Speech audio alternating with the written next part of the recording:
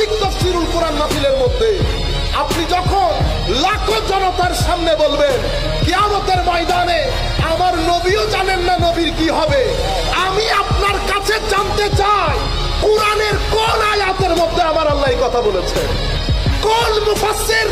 আমরা জানতে চাই তাবারি থেকে ইবনে কাসির, আমরা জানতে চাই আব্দুল হক থেকে মাজহারি, রাজি থেকে শুরু করে আজকের জামানা পর্যন্ত কোন মুফাসসির বলেছে নবী ভেল ভেল করে তাকিয়ে থাকবে? নবীও জানেন না তো নবী কি আয়াত ভুলে গেছেন? আপনি ভুলে গেছেন। আসা আইয়াবা আসাকা রাব্বুকা মাকামান মাহমুদা, আপনি নবীর কথা বলছেন। নবী তো তার কিনার, নবীর গোলামদের ব্যাপারে আল্লাহ বলছেন ইন্নাল্লাযীনা সাবাকাত লাহুম মিনাল হুসনা উলাইকা আনহা মুবাদুন।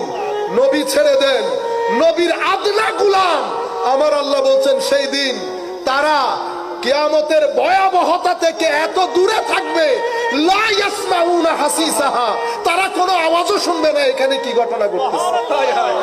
এটা যদি তাফসীরুল কোরআন হয় তো আমরা আল্লাহর দরবারে পানা চাই এমন তাফসীর এবং এমন মুফাসসির থেকে।